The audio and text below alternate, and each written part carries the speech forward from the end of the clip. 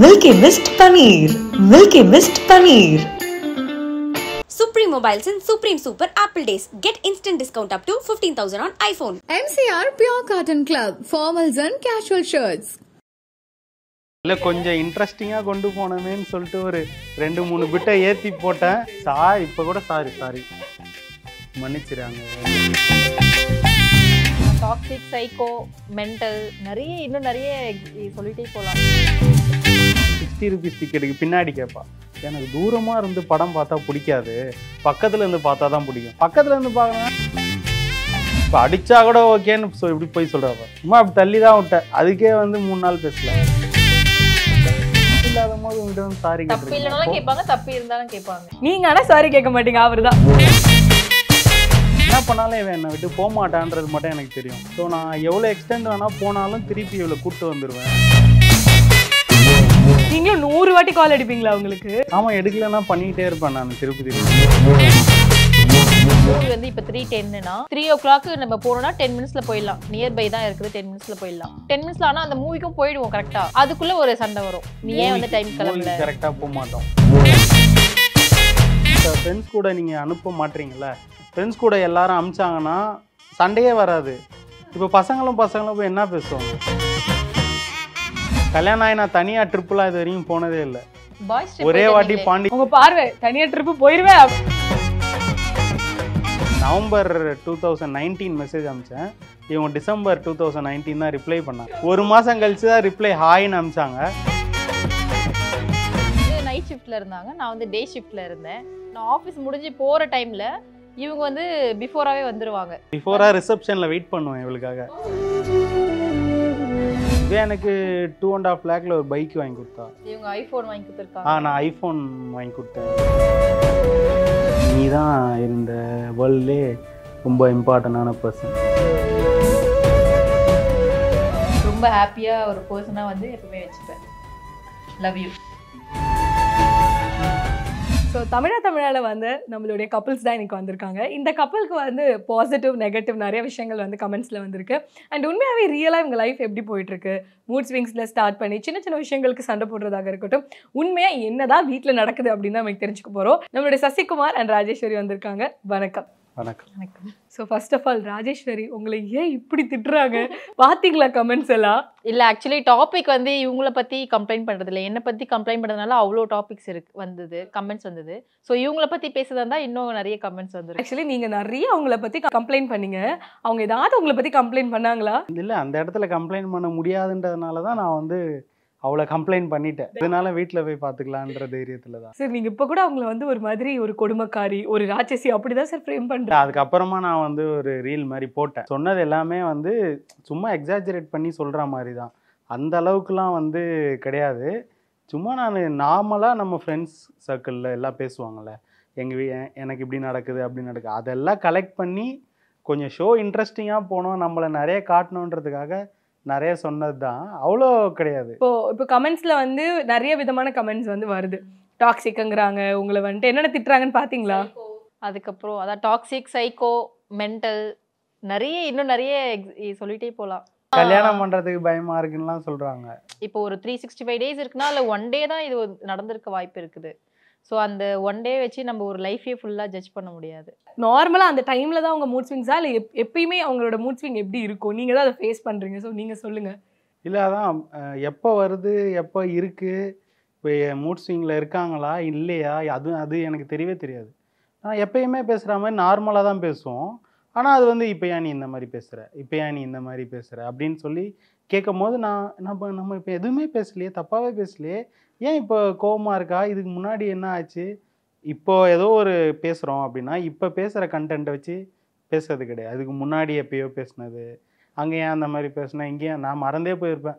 ஆனால் அதெல்லாம் எடுத்துகிட்டு வந்து அங்கே ஏன் பேசினேன், இங்கே ஏன் பேசினேன், இப்படிலாம் பேசுகிறேன் இப்படி சொல்லிட்டு சண்டை போடுறது கொஞ்சம் இதுவாக இருக்கும். ஆனால் ஆக்சுவலி அவங்க மூட் ஸ்விங்னா அவர் உங்களை பற்றி சொல்லும் போது என்னடா இந்த அளவுக்கான மைண்டு மாறும் அப்படிங்கிற மாதிரி ஒரு கண்டென்ட் சொல்லியிருந்தீங்களே, ஸோ அது நடந்திருக்குதான்? அது நடந்திருக்கு. படத்துக்கு கூப்பிட்டு போகலன்னு சொல்லிட்டு பண்ணதெல்லாம் நடந்திருக்கு. அது வேற ஏதோ ஒரு பிரச்சனை, படத்துக்கு கூப்பிட்டு போன்னு சொல்லிட்டேன். ஒரு 6 o'clock என்கிட்ட வந்து சொல்லியிருந்தான்னா நான் வந்து புக் பண்ணிவிட்டு கூப்பிட்டு போயிருக்கலாம். ஆனால் என்கிட்ட சொல்லவே இல்லை. சொன்னது பார்த்தீங்கன்னா ஒரு 11:30 11:35 டைமில் சொல்லிவிட்டு 12 o'clock ஷோக்கு கூட்டு போ அப்படி சொன்னால் எப்படி கூட்டு போக முடியும்? அப்புறம் முன்னாடியே சொல்லியிருந்தா நான் கூட்டு போயிருப்பேன். இப்போ வந்து சொன்னால் எப்படி என்னால் கூட்டு போக முடியுன்றது என்னோட ஒரு தாட்டு. என் மேலே தப்பு இல்லை, இருந்தாலும் என் மேலே தப்பு இல்லைன்னு என்னால் பேச முடியல அந்த இடத்துல. இல்ல அப்படி இல்லை. இப்போ நம்ம மூவிக்கு போலான்னு சொல்லிட்டு முன்னாடியே பேசியிருப்போம். பட் கன்ஃபார்மா டைம்லாம் சொல்லியிருக்க மாட்டோம். மூவிக்கு போகலாம் அப்படின்னு சொல்லியிருப்போம். பட் அவங்க புக் பண்ணாம மறந்து விட்டுருப்பாங்க. ஸோ அப்போ வந்து இந்த டைம்ல நம்ம போகலான்னு நேற்று பேசணும்ல, அது ஏன் பண்ணலன்ட்டு அது மாதிரி ஸ்டார்ட் ஆகும். மூவிக்கு போகலான்னு சொல்கிறாங்கல்ல, இவங்களை கேட்காம என்னால் எந்த மூவின்னு புக்கும் பண்ண முடியாது. புக் பண்ணால் ஏன் இந்த மூவிக்கு புக் பண்ண, அந்த மூவிக்கு புக் பண்ணுன்னு சொல்லுவாங்க. சரி, அப்படியே கரெக்டான மூவிக்கு புக் பண்ணாலும் இப்போ மெயினாக எல்லாரும் நீங்கள் படத்துக்கு போகிறீங்கன்னா எந்த சீட் கேட்பீங்க? லாஸ்ட்டு சீட், லாஸ்ட்டில் சென்டர் சீட்டு கேட்பீங்க. சென்டர்லேருந்து வியூ நல்லா இருக்குன்னு சொல்லிட்டு. இவன் எப்படி கேட்பான்னா அந்த 60 rupees டிக்கெட்டுக்கு பின்னாடி கேட்பா. எனக்கு தூரமாக இருந்து படம் பார்த்தா பிடிக்காது, பக்கத்தில் இருந்து பார்த்தா தான் பிடிக்கும். பக்கத்தில் இருந்து பார்க்கணுன்னா வீட்டில் டிவியில் பார்க்க வேண்டியது தானே, எதுக்கு நீ தேட்டருக்கு வர? அதுதான் பெரிய பிரச்சனை. சீட் புக்கிங்கில் ரொம்ப பிரச்சனை பண்ணுவா. இவன் புக்கும் பண்ண மாட்டா, நீ புக் பண்ணுன்னுவா. நான் வந்து ஓப்பன் பண்ணி இந்த சீட் புக் பண்ணவா அப்படின்னு ஸ்க்ரீன்ஷாட் எது அனுப்பணும். இது வேணாம், 2 சீட் முன்னாடி புக் பண்ணு, அதை புக் பண்ணவா என்ன அனுப்பணும். அதுக்கப்புறம் கன்ஃபர்மேஷன் வாங்கிட்டு அதுக்கப்புறம் தான் நான் புக் பண்ணணும். பட் ஆனால் ஆக்சுவலி நீங்கள் 2 பேருமே லவ் மேரேஜ்.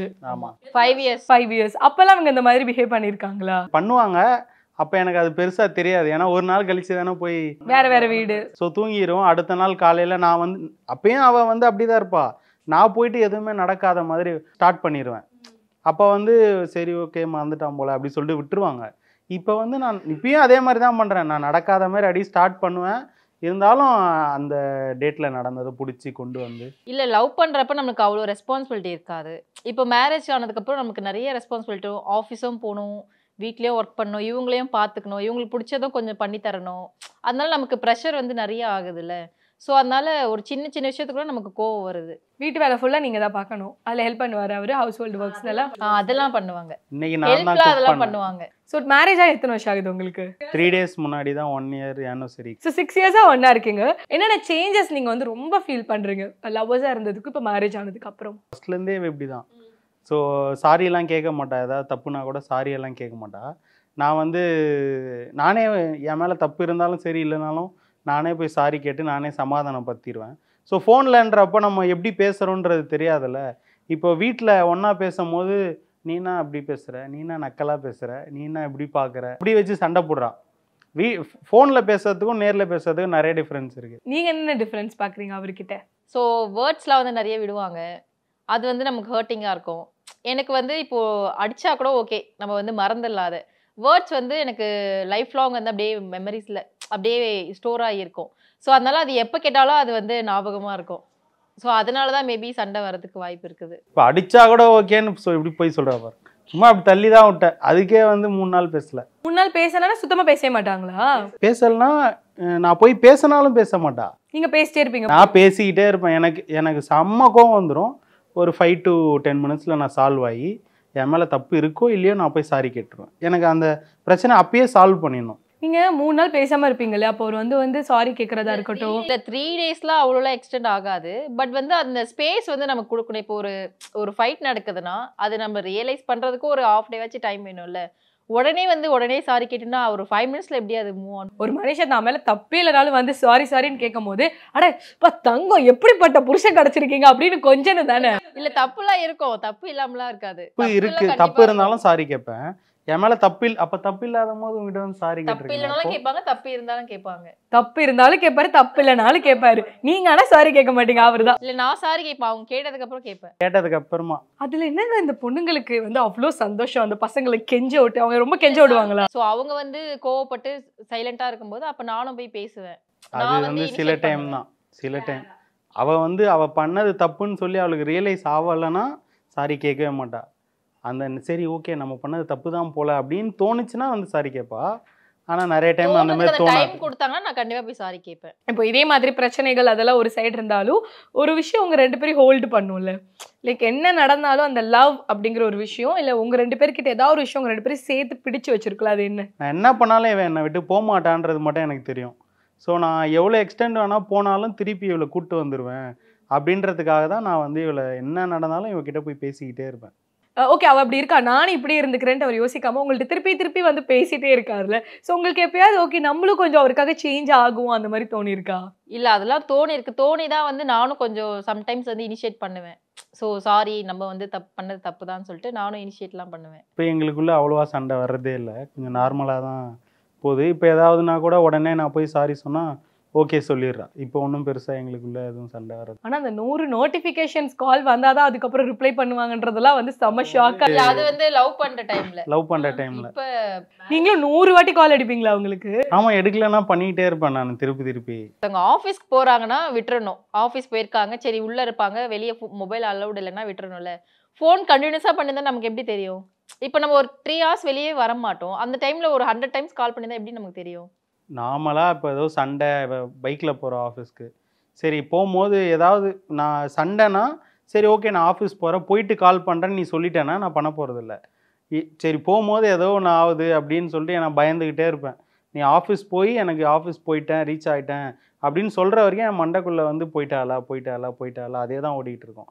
ஸோ நான் திருப்பி பண்ணிக்கிட்டே இவன் ஹெட்ஃபோன்லாம் போட்டுதான் போவா, கால் பார்த்துட்டு எடுக்காம இருப்பாங்க. ஆமாம் கால் அப்படிலாம் வாய்ப்பே கிடையாது. பட் ஆனா இப்போ உங்களுக்குள்ள சண்டை அப்படிங்கிற ஒரு விஷயம் வந்து இந்த காரணத்தினாலதான் வருது எப்பயுமே அப்படின்னு காமன் ரீசன் இருக்கா? இல்ல சண்டை வந்து எங்க 2 பேரும் எங்களை மீன் பண்ணி எந்த சண்டையுமே வராது. வெளியே இருக்கிறவங்க சுத்தி இருக்கிறவங்க அவங்கள பத்தி மட்டும் தான் சண்டையே நடக்கும். இன்னும் ஒரு விஷயம் சண்டை பெருசாக எங்களுக்குள்ளே நடக்கிறது என்னன்னா, டைமுக்கு எங்கேயுமே கிளம்ப மாட்டா. சாருக்கு வந்து எப்படின்னா டைம்னா இப்போ 6 மணினா 6 மணிக்கு கரெக்டா 6 மணினா ஒரு 5:55 நம்ம வந்து இப்ப கிளம்பும் போது கொஞ்சம் லேட் ஆகும். மூவி வந்து இப்ப 3:10னா 3 o'clock நம்ம போனோம்னா 10 minutesல போயிடலாம். நியர்பை தான் இருக்குது, 10 minutesல போயிடலாம். ஆனா 2:45க்கு அங்க போயிடணும். அதெல்லாம் க்ளீன் பண்ணி வச்சுட்டு நான் கிளம்பி போறதுக்குள்ள கரெக்டா ஒரு 3 o'clock ஆயிடும். 10 minutesல ஆனா அந்த மூவிக்கும் போயிடுவோம் கரெக்டா. அதுக்குள்ள ஒரு சண்டை வரும். நீ ஏன் வந்து டைம் கிளம்பல? கரெக்டாக போக மாட்டோம். ஒரு 5 to 2 to 3 minutes மூவி ஓடினதுக்கு அப்புறமா தான். இது வரைக்கும் நாங்கள் மூவி பார்த்ததில் 50 மூவிஸ் கிட்ட பார்த்துருப்போம் ஒன்றா ஒரு 5 yearsல. ஆனால் ஒரு 2-3 மூவிக்கு தான் ஷோ ஸ்டார்ட் பண்ணுறதுக்கு முன்னாடியே போயிருக்கோம். இவளுக்கு வந்து எப்படின்னா டைமுக்கு கிளம்பணுன்றது கொஞ்சம் இதுவான விஷயம். டைமுக்கு கிளம்ப மாட்டா, அது எனக்கு பிடிக்காது. இல்ல இப்ப பசங்களுக்கு வந்து எந்த ஒர்க்குமே கிடையாது.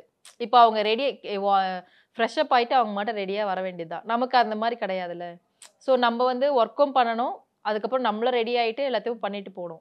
அது கொஞ்சம் டைம் ஆகும். அண்ட் அதே மாதிரி வந்து இப்போ மூட் ஸ்விங்ஸ் அப்படிங்கிறது டிஃப்ரெண்டா வரும். அந்த நேரத்துல நிறைய அந்த பாத்திரத்தை தூக்கி போடுறது அப்பெல்லாம் கூட கோவப்படுவாங்க. இவங்க அந்த மாதிரிலாம் பண்ணிருக்காங்களா? இல்லை அந்த மாதிரிலாம் கோவம். அவங்களோட எக்ஸ்ட்ரீம் மூட் ஸ்விங்னா எப்படி இருக்கும்? பேசாமல் சைலண்ட் இருக்கிறது மட்டும். Silent mode. நான் இதனால தான் கோவமாக இருக்கேன், நீ என்கிட்ட ஒரு 1/2 hour பேசாத, என்னை தனியாக விட்டுரு, அதுக்கப்புறமா வந்து பேசுன்னு சொல்லிட்டா நான் சரியாயிடுவேன். இவன் அதை சொல்ல மாட்டா. என்ன பிரச்சனைன்னு நான் அதை யோசிச்சுக்கிட்டே இருக்கிறது தான் எனக்கு கொஞ்சம் பிரச்சனையாக இருக்குது. நிறைய பாய்ஸ் எல்லாம் வந்து கமெண்ட்ஸ்ல அப்படியே கதர்னு கதறிந்தாங்க. எங்க பாவங்க எங்களுக்கு கிடைக்கிறதே ஒரு சனிக்கிழமை ஃப்ரெண்ட்ஸ் கூட போய் விளையாடுறது, அதுக்கு வந்து போன ஒரு 1/2 மணி நேரத்துல உங்களுக்கு போர் அடிக்குதுன்னு ஃபோன் பண்ணி கூப்பிடுறீங்களேன்ட்டு. ஏன் அப்படி? அவரும் கொஞ்சம் நேரம் வெளில போய் கண்டிப்பா பசங்கன்னும் போது கொஞ்சம் மீட் பண்ணி அந்த கேம் விளையாடுறது அது ஹெல்த்துக்கும் நல்லது. அதே நிமிஷம் அவங்க மென்டலி அப்படி வீக் ஃபுல்லா ஒர்க் பண்ணிட்டே இருக்கும். ஸோ அந்த டைம்ல வந்து நம்ம கொஞ்சம் டைம் ஸ்பெண்ட் பண்ணணும் அப்படின்னு நினைப்போம். அந்த டைம்ல போகும்போது மட்டும்தான் போக வேணாம்னு சொல்லுவோம். ஸோ 365 டேஸும் நீ வந்து போகக்கூடாது அப்படின்லாம் சொல்ல மாட்டேன். அது என்ன இப்ப இப்படி சொல்றீங்க? அப்ப வந்து எனக்கும் போர் அடிக்கும்ல சார், அவங்க போன கேப்ல இவன் மட்டும் அங்க ஜாலியா இருக்கானே, நான் இங்க போர் அடிக்கிறேனே. அது நான் வீட்ல இருக்கும்போது இவங்க கிளம்பி போகும்போது. ஆனா அப்படி பண்ணுவீங்க தான்? பண்ணுவேன். இல்ல அவங்க போனாங்கன்னா இப்போ போயிட்டு ஒரு 1 hourல வந்தா ஓகே. 4 hours 5 hours இருப்பாங்க. அப்போ நமக்கான டைம் அப்போ எங்க இருக்குது? அப்போ நமக்கு கோவம் வரும்ல. நீங்க அவ்வளவு நேரம் அங்க போயிருப்பீங்களா ஃப்ரெண்ட்ஸ் கூட? ஃப்ரெண்ட்ஸ் கூட பேசினா டைம் போகிறதே தெரியாதுல்ல. அவன் எல்லாருக்கும் கல்யாணம் ஆயிடுச்சு, எல்லாரும் அவங்கக்கிட்ட என்னென்ன நடக்குது எல்லாமே பேசுவாங்க. ஸோ கொஞ்சம் ஹெல்த்தியாக தான் இருக்கும். நாங்கள் இப்போ ஃப்ரெண்ட்ஸ் கூட நீங்கள் அனுப்ப மாட்டீங்கல்ல, ஃப்ரெண்ட்ஸ் கூட எல்லாரும் அனுப்பிச்சாங்கன்னா சண்டையே வராது. இப்போ பசங்களும் போய் என்ன பேசுவாங்க? எனக்கும் அப்படி தான் நடக்குது, அட்ஜஸ்ட் பண்ணின்னு போ, இதெல்லாம் ஒன்றும் ஒரு விஷயமே இல்லை, அப்படியே அட்ஜஸ்ட் பண்ணி போ, சீக்கிரம் வீட்டுக்கு போன்னு அவங்க தான் அனுப்புவாங்க. இவங்க பொண்ணுங்க பசங்களை பற்றி நினைக்கிறது எல்லாமே தப்பு. எப்பவுமே வீட்டை விட்டு வெளியவே போக கூடாதுன்னு நான் சொல்லிக்கிறேன் கேளுங்க. எப்பவுமே வீட்டை விட்டு வெளியவே போகலான்னு சொன்னது கிடையாது. ஆனால் போன உடனே எப்போ வருவேன்னு கேட்குறது. இவளோட ட்ரிக்கே என்னன்னா, அப்போ தான் நான் கிளம்பியிருப்பேன், ஏன் ஃபோன் பண்ணி உனக்கு 2 தோசை சுட்டு வச்சிருவா, இல்லை நீ வந்தவனே நான் சுடவான்னு கேட்பேன். அப்படின்னா என்ன ஆகுதுன்னா, நான் வெளியே சாப்பிடக்கூடாது, வீட்டுக்கு வந்து தான் நீ சாப்பிடணும், சீக்கிரம் வந்துருவியா அப்படின்னு கேட்டுக்கிட்டு இருப்பா. இவங்களே வந்து டயட்ல இருக்கேன்னு சொல்லுவாங்க, நான் வந்து வெளியெல்லாம் சாப்பிட மாட்டேன்னு சொல்லுவாங்க, என்னை வந்து நீ தான் கண்ட்ரோல் பண்ணணும்னு சொல்லுவாங்க. ஓகேவா? அதை நம்ம கண்ட்ரோல் பண்றது கால் பண்ணி கேட்க தானே செய்வோம். சரி நீ வெளியே சாப்பிடாத, வீட்டில் வந்து சாப்பிடுன்னு சொல்லுவோம். டயட்ல இருக்கணும்னு நான் பார்த்துக்கணும், வெளியே சாப்பிடக்கூடாதுன்னு நான் பார்த்துக்கணும். அதுதான் எனக்கு புரியல. ஸோ இவங்க சொல்றதெல்லாம் பார்த்து நான் ஃப்ரெண்ட்ஸ் கூட வெளியே போகக்கூடாது, வெளியவே அப்படியே ரொம்ப ஸ்ட்ரிக்டா அந்த மாதிரிலாம் கிடையாது. நல்லா வெளியே போவாங்க, ஜாலியாக தான் இருப்பாங்க, ட்ரிப்புலாம் எல்லாமே போயிட்டு வருவாங்க. எல்லாம் போயிட்டு வருவாங்க. இல்லை ஒன்றா தான் போவோம். நாங்கள் கல்யாணம் ஆகி நான் தனியாக ட்ரிப்புலாம் இது வரைக்கும் போனதே இல்லை. ஒரே வாட்டி உங்க பார்வை தனியா ட்ரிப்பு போயிருவேன் அப்படி.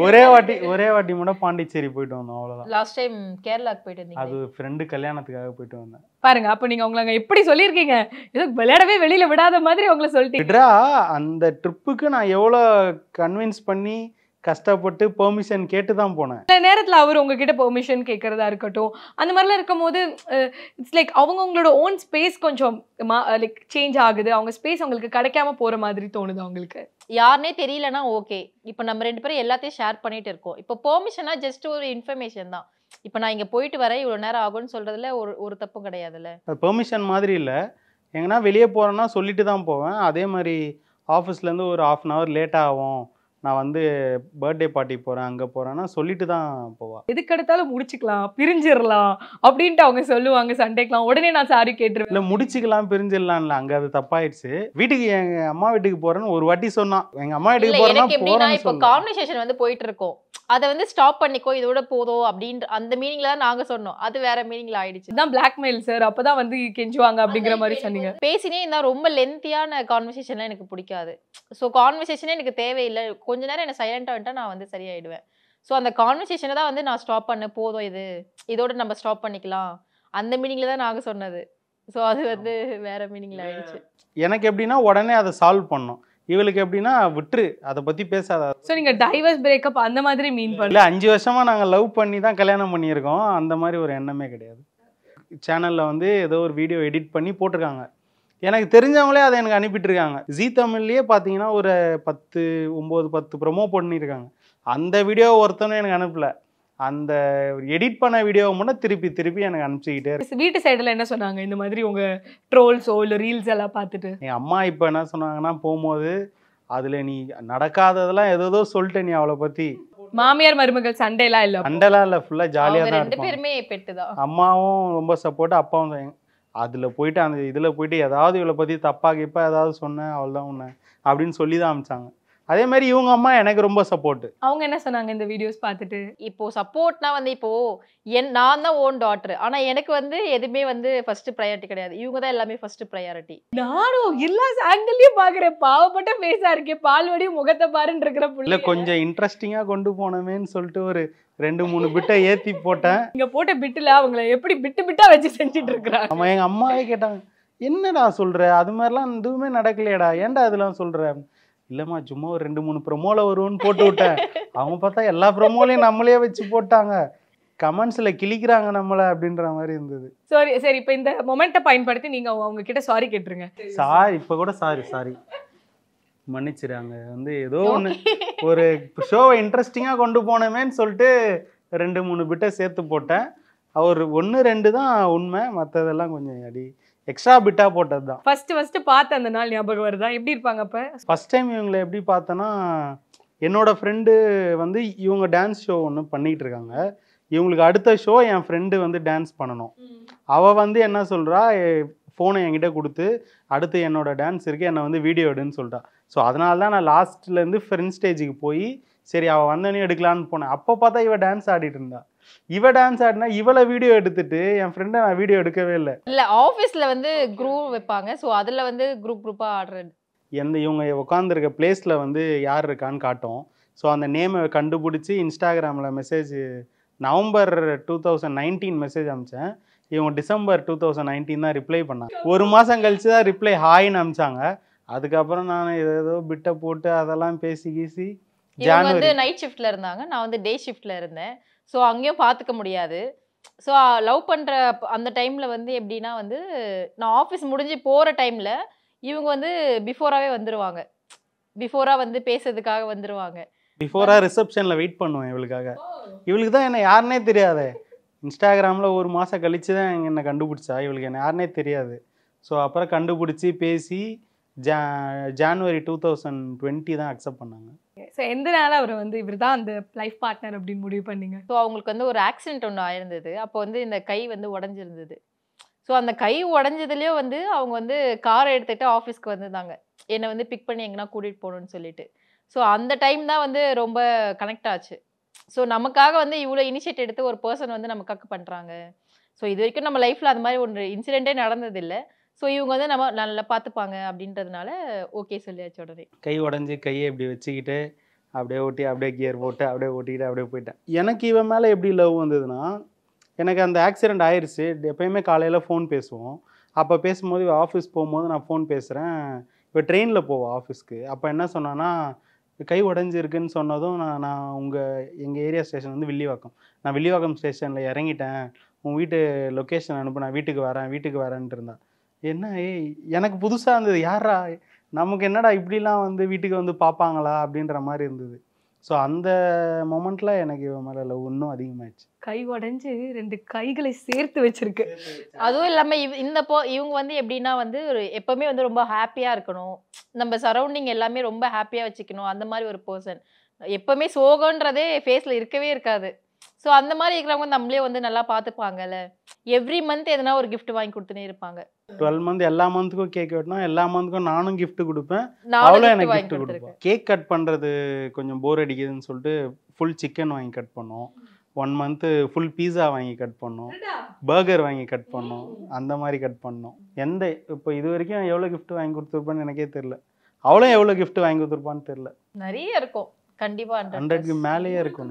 இவன் எனக்கு 2.5 lakhல ஒரு பைக் வாங்கி கொடுத்தா. பைக் வாங்கி கொடுத்துருக்கா. அதுக்கப்புறம் லேப்டாப் ஒன்று வாங்கி கொடுத்துருக்கா. இவங்க ஐபோன் வாங்கி கொடுத்துருக்காங்க. நான் ஐபோன் வாங்கி கொடுத்தேன் இவளுக்கு. பட் உங்க லைஃப்லயும் வந்து கண்டிப்பா ஒரு எக்ஸ்ட்ரீம் ஒரு பிரேக்கப் போற அளவுக்கோ இல்ல ஒரு சண்டேயோ அந்த மாதிரி நீங்க கிராஸ் பண்ணி வந்திருக்கீங்களா? கல்யாணத்துக்கு ஒரு 10 days முன்னாடி என் வீட்டுக்கு வரும்போது என்ன ஆயிடுச்சுன்னா, அப்போ டான்ஸ் ப்ராக்டிஸ் பண்ணுறதுக்காக வரும்போது கீழே விழுந்து கால் அடிபட்டுச்சு. ஸோ அந்த இதில் நான் இவளை ரொம்ப திட்டேன், செமையாக திட்டேன். அப்போ கொஞ்சம் சண்டை ஆயிடுச்சு.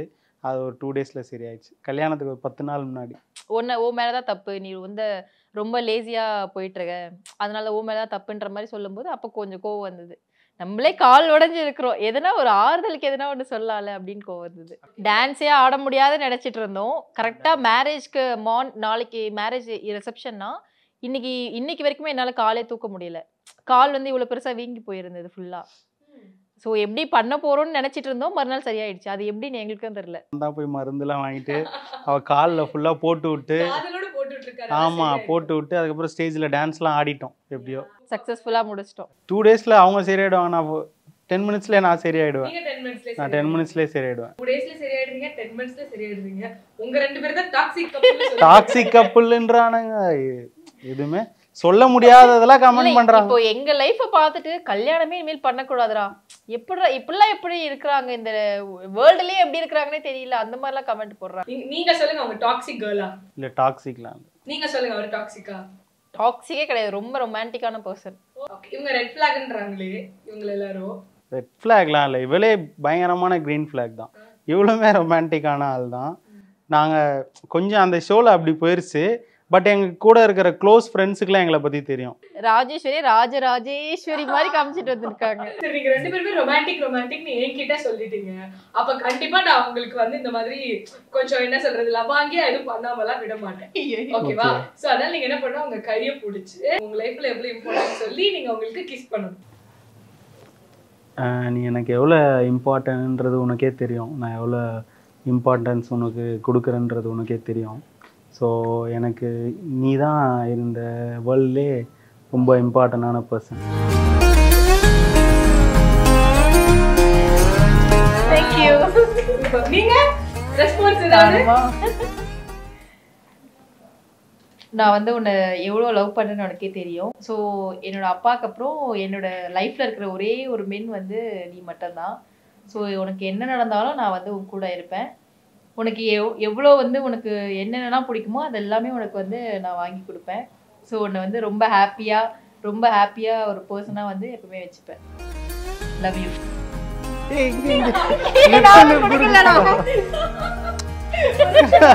உங்களுக்கு இவரோட ஆக்டிவிட்டீஸ் அதெல்லாம் உங்களோட ஒரு அப்பா மாதிரி அவர் இருக்கிற மாதிரி ஃபீல் ஆகுமா? அப்பா வந்து இல்லை, இறந்துட்டாங்க. ஸோ ஒரு 14 years ஆயிடுச்சு.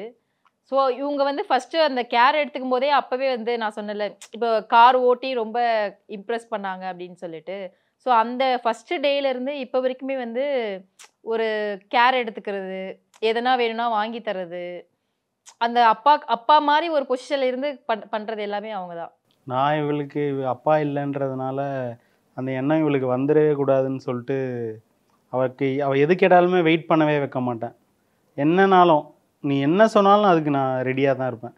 என்ன சொன்னாலும் அதுக்கு எனக்கு ஓகே தான் சொல்லுவேன். நான் இது வரைக்கும் எது கேட்டுமே நான் இது வேணாம், இது நீ இப்போ பண்ண வேணான்னு சொன்னதே கிடையாது. ஓகேவாக தான் இருப்பேன் எது கேட்டாலுமே. ஆனா உங்களுக்குள்ள அந்த உண்மையான காதல் எவ்வளவு பாசமா இருக்கீங்கன்றது தெரியுது. இதே மாதிரி இருங்க. இன்னும் வந்து பல குழந்தைகளோட சந்தோஷமா வந்து நீங்க இருக்கிறோம். நான் மனசார வாழ்த்துறேன். நன்றி. Milky Mist Paneer. Milky Mist Paneer.